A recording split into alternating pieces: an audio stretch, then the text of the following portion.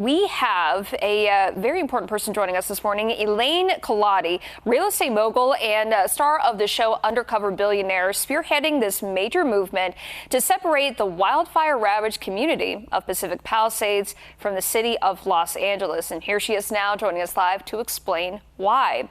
Elaine, thank you so much for joining us.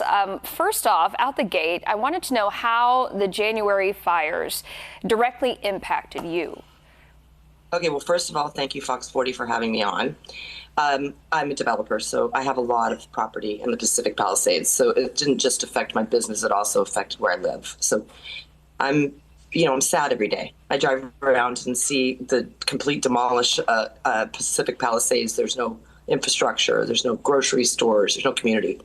It's terrible. It's still, nobody can really do anything there still, right? I mean, there are still places that are completely wiped off the face of the map. Well, I think like the damage that's caused by wildfire and flooding, if those things affect your community, it's completely different than if there's crime, right? They're isolated incidents. But when you've had your complete community wiped off, there's no communication. And this is devastating. We have to figure this out going forward in all types of disaster, where there's community centers that are set up by the local people, not by the state, not by the city. That does not help because they don't have any reach. Right. And we know many Pacific Palisades residents there, they have voiced their frustrations over and over again with how city leaders, including Mayor Karen Bass, handled the preparation and the response to these wildfires. What about right now during this period of recovery and rebuilding? Well, I mean, in terms of leadership and Bass, listen, everybody's doing their best. But what's important is to not be in a situation where you're always playing defense and catch up. Preparedness is the problem. And if there's no preparedness, I don't care who's in leadership, you can't work from behind. And our current leadership is so buried in so many things that they're working from behind. And I'm really proposing heavily that they cut us loose. Let us deal. Let us do it. We can do it. We have a great group of people, and we could be a pilot project for how everyone should be handling these kind of disasters. Well, let's break that down. Explain how annexation from LA would benefit the people of Palisades and what it would take to even pull something like that off. Well, I don't think it would be difficult to get through the process with the Pacific Palisadians because we really only need 9,000 people to sign up and 25,000 people want to do it. So it's not getting the Palisades to do it. But it's, $500 million of property tax, and that's pretty hard to take away from the city of LA, and that causes a rift with LA.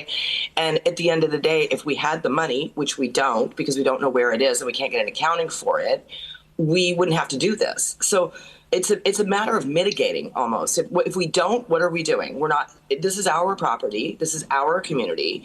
And if we can't get help from the outside, our city of Los Angeles, our county of Los Angeles, our governor, then we have to, take things into our own hands. And by the way, that's what people do. That's normal. There's a thing called home rule, which we can do because home rule really applies to charter cities, which we qualify as LA. There's also succession, which is a little bit harder in the way of Sherman Oaks, but there's a way. And where there's a will, there's a way. And we have a will. And of course, the phrase, show me the money. I think that's what you're basically asking for in this case. I am. I want to know. Yeah. The thing is, we know that you're tracking every dollar of this $100 million in fire aid relief money, because I know a lot of people are asking, well, where is this? I'm still sitting here in a pile of ash. Well, listen, there's a lot of local people on the ground that participated in that event. And they're all suffering from this. And their resource is social media. So you got Spencer Pratt and all these people talking about it. And at the end of the day, listen, musicians live in the Palisades. Actors live in the Palisades. And these people participated for free, and they want to know where the money is. Yeah, absolutely. And we understand that you and other public figures and activists will be in our area actually on Sunday, rallying on the west steps of the state capitol. And this is over the state leadership crisis. What message, if they are watching today this program, what message would you send to leadership here in our state when it comes to what happened there in January? I would say to all leadership of the state, we're fed up. We're absolutely fed up. And we're coming to Sacramento, to the Capitol steps, West Steps.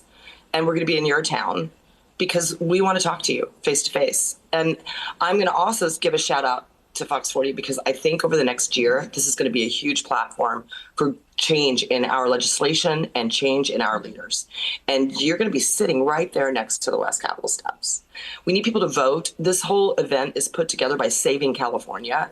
And while it is, I would say I'm in the middle. I'm a middle person. This is important. I know Gavin Newsom recall isn't that interesting to a lot of people, but what's important is the messaging. Show up and vote. Show up and say something. Show up and change things. If you don't like it, change it. You can be present. And I'm going to fly there and be there. I want to be there. I want to see it. Elaine Collotti, thank you so much for joining us this morning and speaking so passionately about your community and the changes that still need to be made for the Palisades community. We so appreciate your time. Thank you for the platform. Yes, thank you. Of course. Take